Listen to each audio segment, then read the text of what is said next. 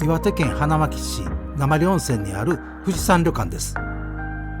奥羽山地の深い森に包まれています。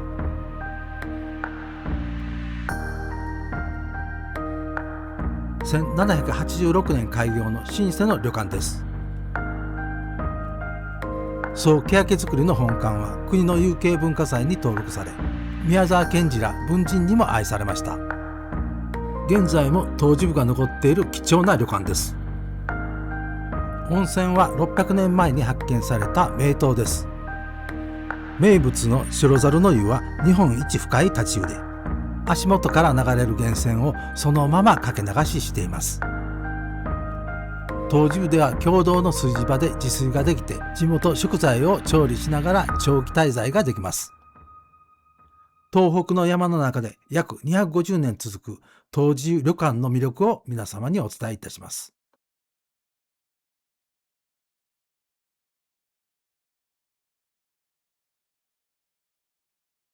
富士山旅館に着いたのは午後5時ぐらいでしたが、もう暗闇に包まれていました。山の暗闇の中にポツンと一軒だけ富士山旅館が佇んでいました。旅館の明かりがぬくもりと安心感を与えてくれました。夜の帳の中で旅館の方が旅人を迎える姿、旅情がありますね。中村様、ありがとうございます。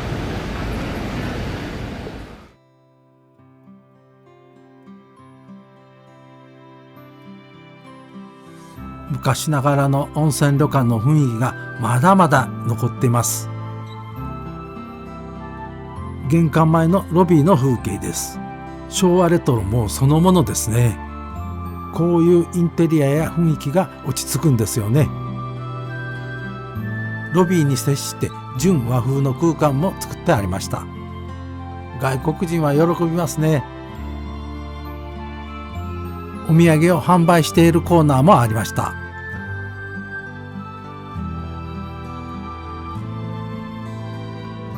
ロビーで従業員の方から説明を受けた後、部屋へ案内していただきました。こちらの旅館、かなり広かったですよ。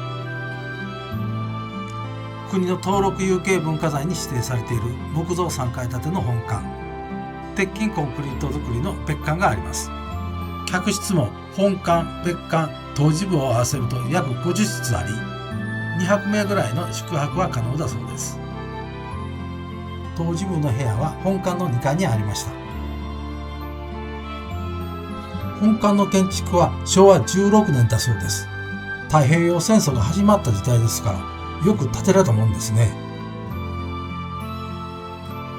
今歩いているあたりは近代的な感じがするので別館でしょうか。当時部は右のようです。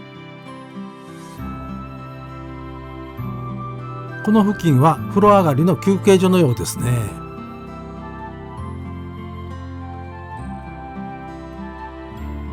当時部は左、入り込んでるようですね。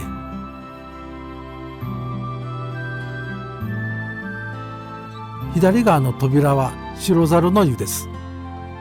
この付近は右側の建具から見ると古そうですね。木製の建具で黒光りしています。この付近から旅館の空気感が変わってきました。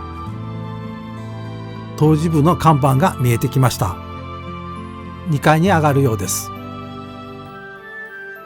広い階段ですね。昔の学校の階段のようですね。当時部の廊下です。これは趣がありますね。レトロ建築のファンならもう大喜びですね。至る所に昭和が残っています。この消火器の箱、電話台、極めつけはこの館内スピーカーです。間違いなく昭和にタイムスリップしました。私が泊まった部屋はこの階の18号室です。この部屋です。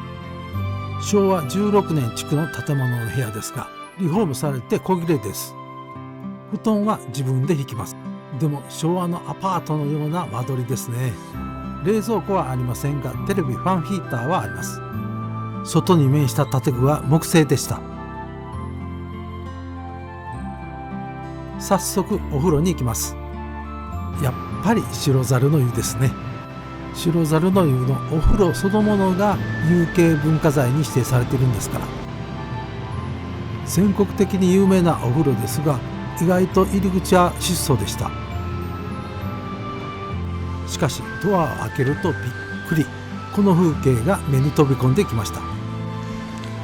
岩盤をくり抜いた 1.3 メートルの立ち湯です。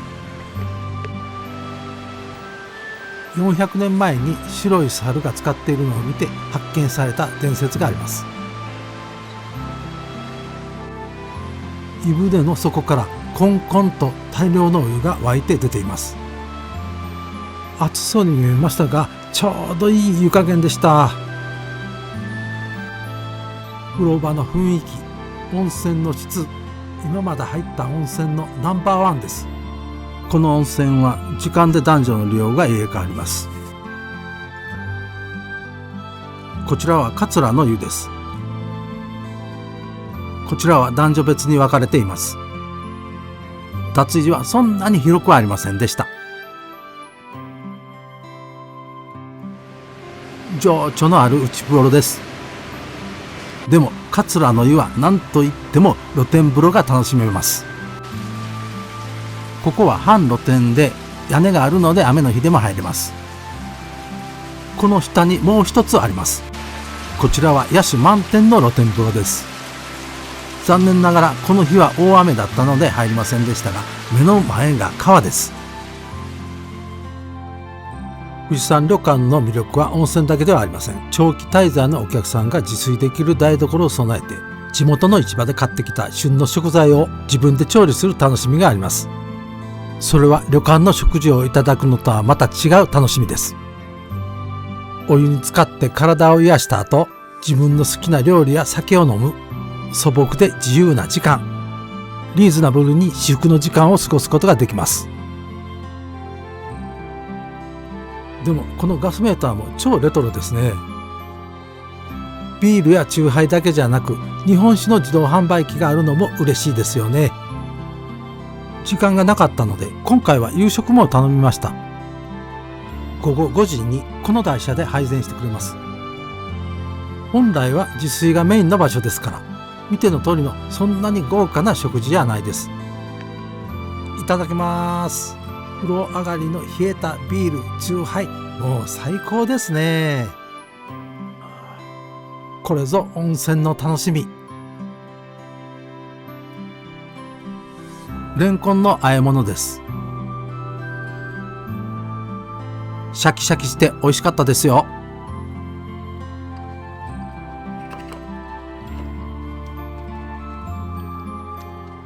こちらは焼き魚です。白米は丼にたっぷり入っていました。美味しいお米でしたよ。味噌汁ではなくお吸い物でした。ハモが入っていました。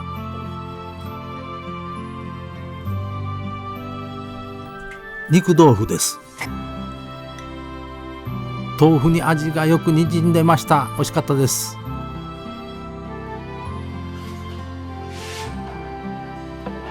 食事だけならばこれで十分なんですけれどもね。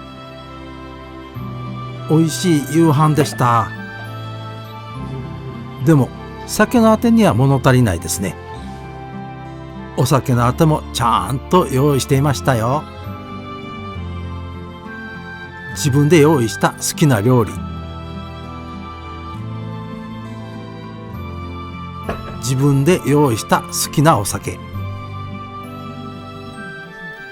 これが東寺湯旅館の楽しみですね。